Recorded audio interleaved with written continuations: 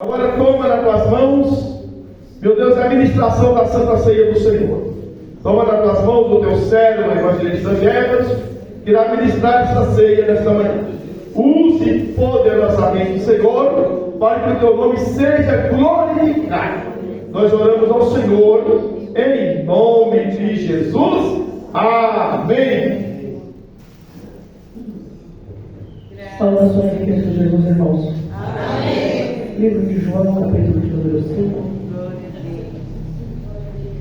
Evangelho escrito por João, capítulo de número 5, versículo 14.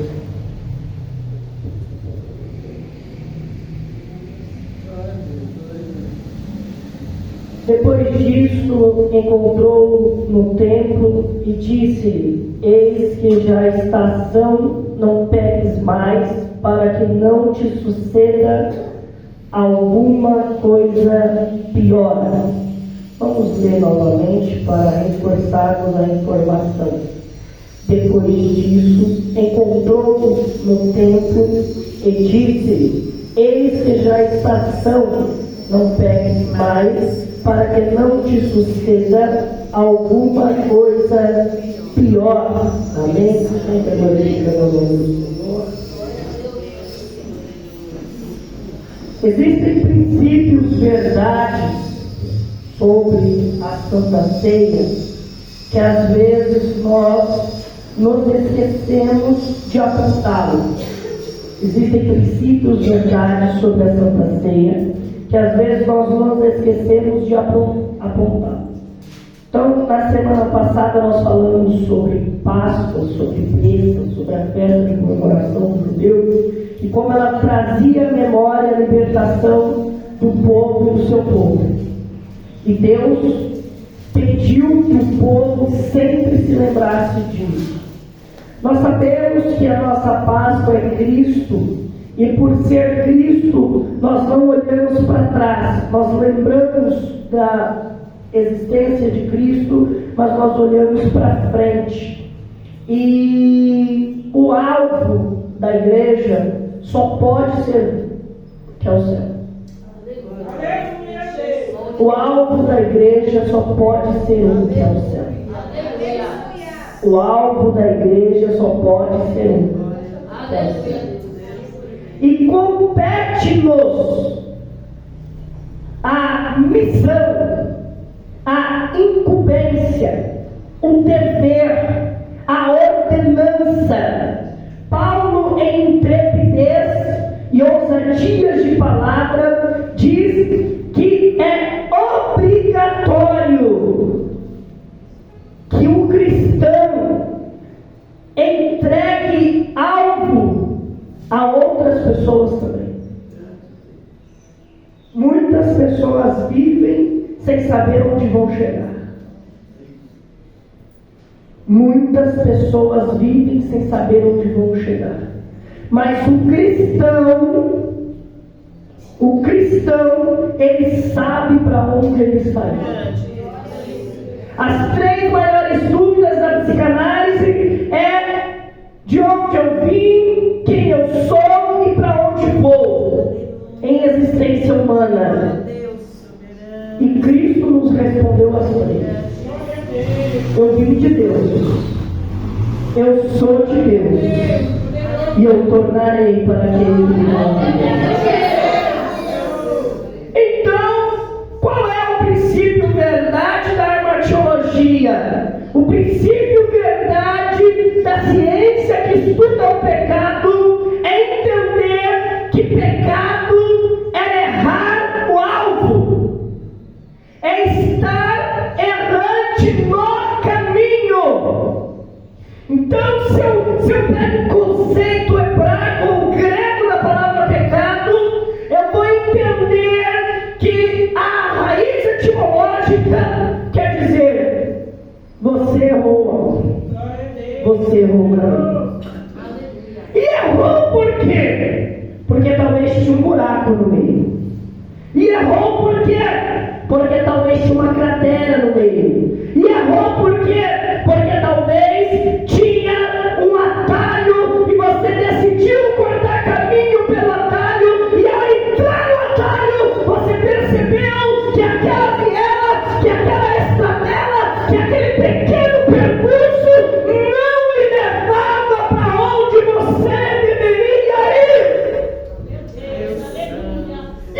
fazer quando eu erro algo?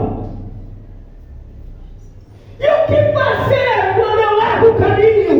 Glória a Deus. E o que fazer quando eu peco? Quem respondeu isso foi Cristo. Lembra de onde caíste e torna. Glória a Jesus. Sabe, irmão José? Quando a gente acha que a rua vai dar e quando a gente chega do outro lado é contramão.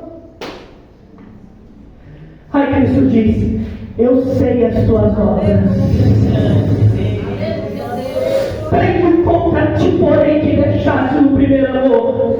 Torna de onde caíste e volta a praticar as primeiras obras. É Cristo dizendo: você pegou, você errou, você falhou. Então volta, não deixe onde você estava acertando e começa a fazer o certo desde já. E Miqueias escreve com muita veemência: não rias de mim, ó inimiga minha. Ainda que eu tenha caído, levantar-me-ei. E se eu andar em trevas? Nas trevas o Senhor é a minha luz. E por que isso, Jefferson? Porque a lei cobria o pecado. A prática de vivência da lei e a execução da lei é cobertura de pecado. Se cobre o pecado, como é possível existir salvação na lei?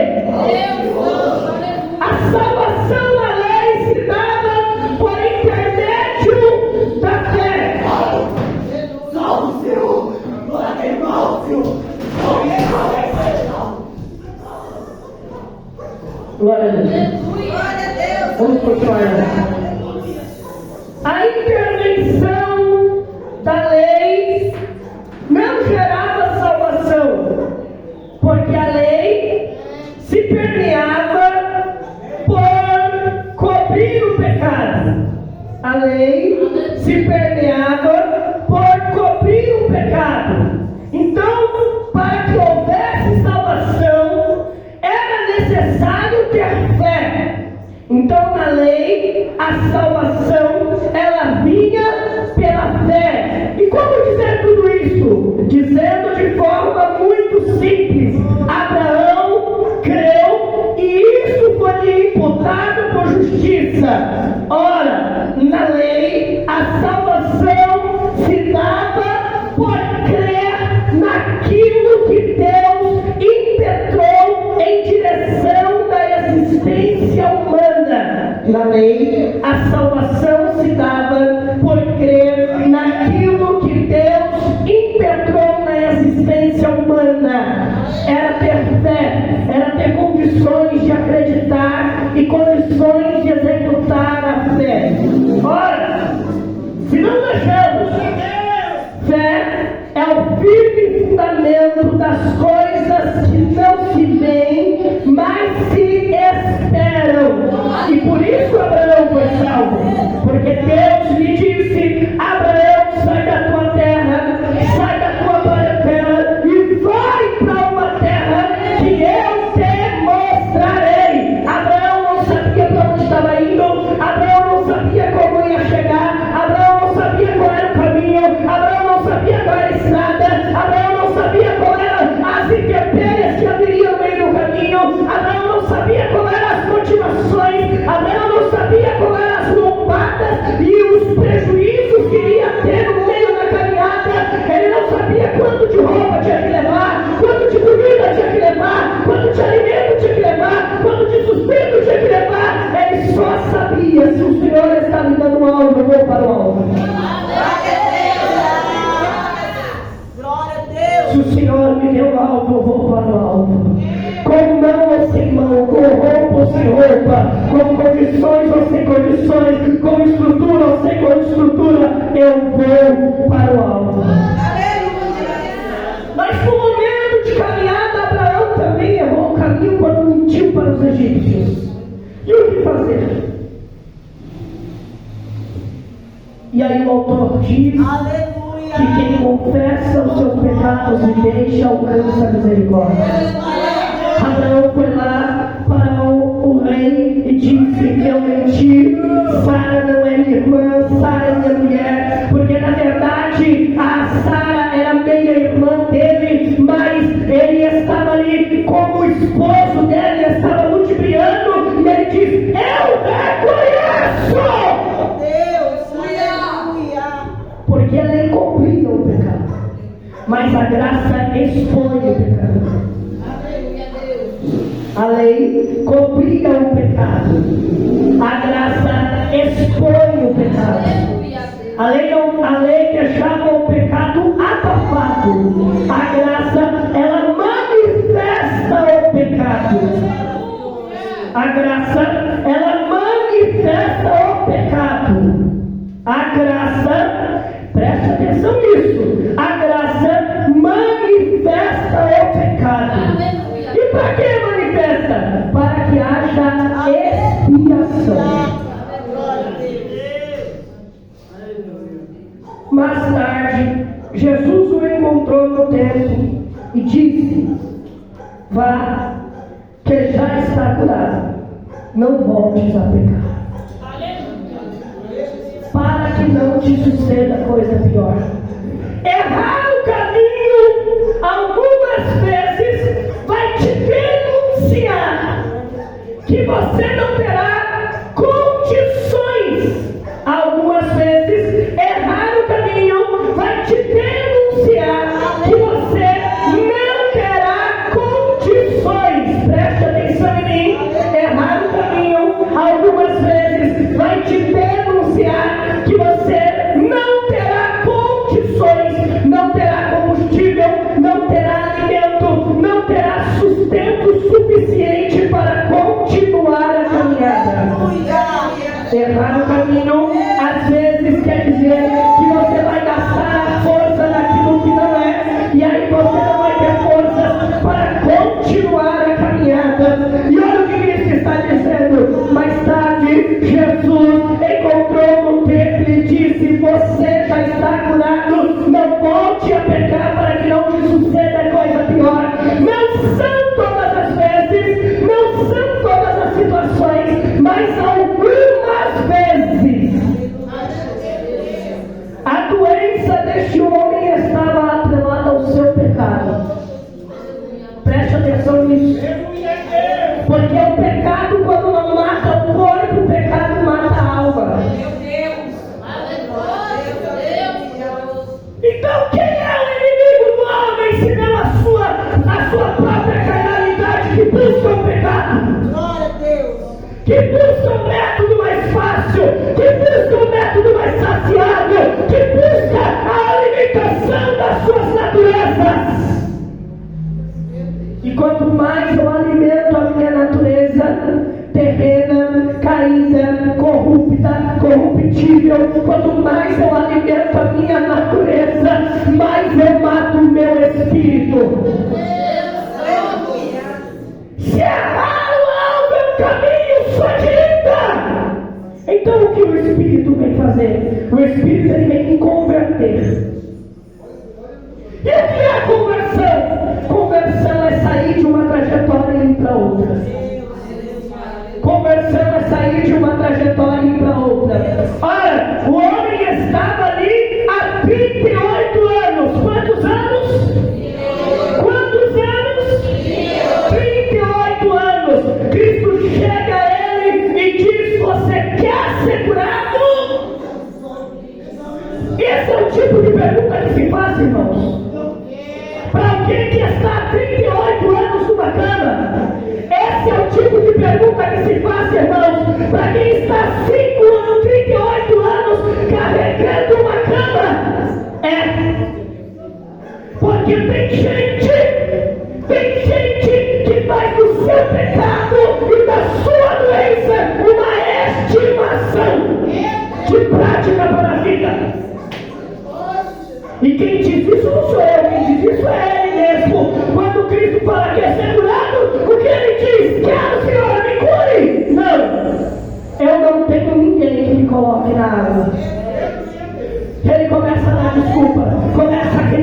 situação, começa a justificar o pecado, começa a justificar por que está naquela prática de vida, começa a se justificar, e Deus vai estar interessado nas suas justificativas.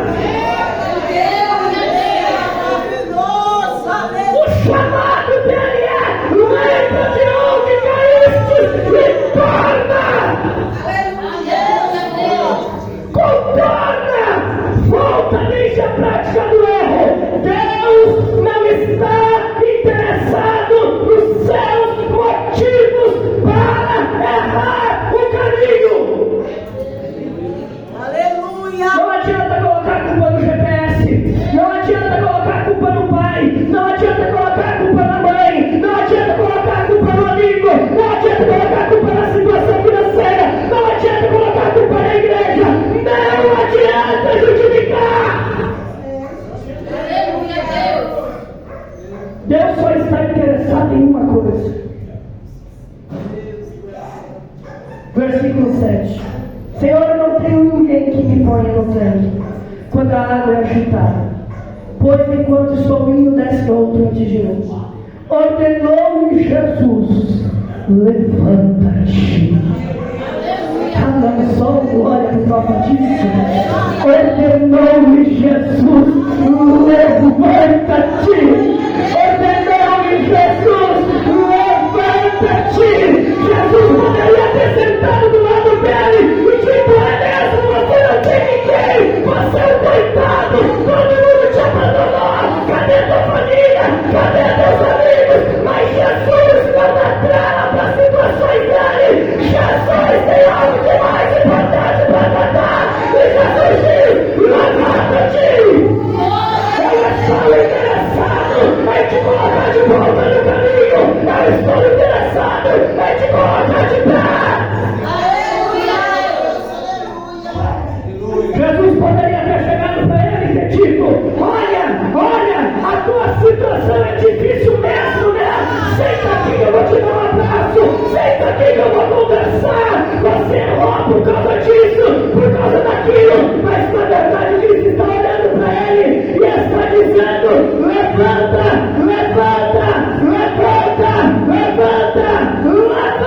toma a tua cama e anda.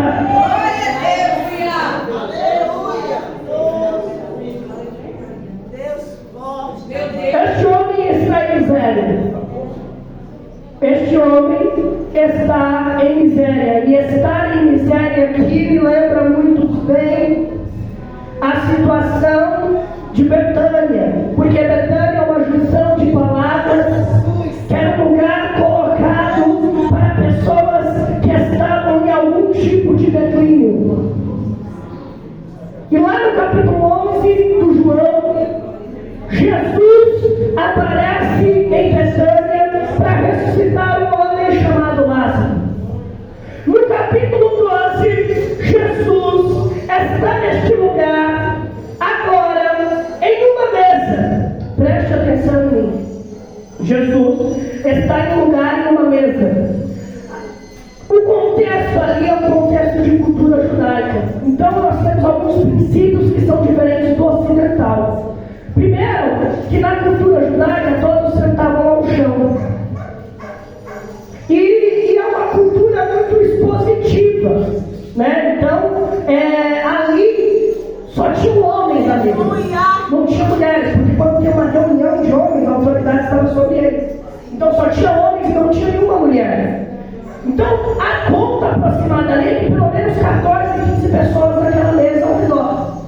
Então está Lázaro, está Jesus, estão os discípulos e provavelmente pode ser que tenha mais alguma pessoa ali. Talvez o próprio Simão. O que está acontecendo aqui? Cristo está com o dorso do seu corpo reclinado, com os pés dobrados, voltado para trás. Cristo está com seus pés voltados para trás e com o dorso reclinado para a mesa. É como se ele estivesse nessa posição um pouco mais abaixado. Se eu abaixar, não levanto. Um pouco mais abaixado. E ele está com os pés para trás, descalço, como os irmãos sabem, como era costume de todo bom judeu. E ele está ali conversando sobre as situações, quando de repente alguém chega para ele e começa a derrubar lavar os seus pés. O Mishnah dizia que a mulher, por questão de honra, deveria ter o seu cabelo coberto e escondido. Preste atenção em mim, preste atenção. O Mishnah dizia que a mulher deveria ter o seu cabelo coberto e escondido para a intimidade com o seu noivo. Preste atenção nisso. Preste atenção nisso. O Mishnah dizia que a mulher deveria ter o seu cabelo escondido e guardado por questão de honra diante de todos os homens, para só apresentar ao seu noivo. Só apresentar ao seu noivo. Quando Cristo chega, ela derrama um unguento nos pés de Cristo. Um unguento era um perfume caríssimo que daria aí provavelmente entre 9, 10 até 12 meses de trabalho. E a intenção dela ali é dizer: este é o meu bem mais precioso e eu derramo tudo diante de ti. Este é o meu bem mais precioso e eu derramo tudo diante de ti. E por quê? Então ela tira o lenço do cabelo e começa a secar os pés de Jesus com o cabelo, dizendo: porque eu quero ter um nível de intimidade maior com o meu rei que está assentado aqui. Eu quero ter um nível de intimidade maior com o meu rei que está assentado aqui. Então o que ela já está dizendo? Eu entrego tudo para ter um nível de relacionamento maior com Deus. Eu entrego tudo para ter um nível de relacionamento maior com Deus. Eu entrego tudo para ter um nível de relacionamento maior com Deus. Eu entrego tudo para ter um nível de relacionamento maior com Deus. Se você não agora eu não paro. Eu entrego tudo para ter um nível de relacionamento maior com Deus. Eu entrego tudo para ter um nível de relacionamento maior com Deus. Eu entrego tudo para que eu possa me envolver com Deus. Eu entrego tudo para que eu possa ter mais intimidade com Ele. Eu entrego tudo para que eu possa me relacionar com Ele. Deus maravilhoso. No capítulo 13, Aleluia, Deus poderoso. está acontecendo uma coisa muito estranha, porque Jesus sai do momento ali com Maria. Ele sai daquela situação e agora ele vai chamar os discípulos e dizer: vai até alguém, vê um lugar para a gente preparar a Páscoa. E nessa preparação ele vai dizer assim: eu quero e eu desejo muito passar esse momento com vocês. Amém. Glória a Deus. Irmãos, vamos ficar de pé. O Ilha é o filho mais velho do Elias, que mora aí na frente. E todos estão observando a perturbação que está passando neste momento. E a Bíblia diz que a oração de um justo pode muito em seus efeitos. Já que nós não conseguimos orar por ele devido à agitação, à guerra, ao trabalho que ele está passando, nós vamos em conjunto, em unidade, entregar esta família nas mãos de Deus. É o Ilha e o seu Elias, que é o pai dele. Amém?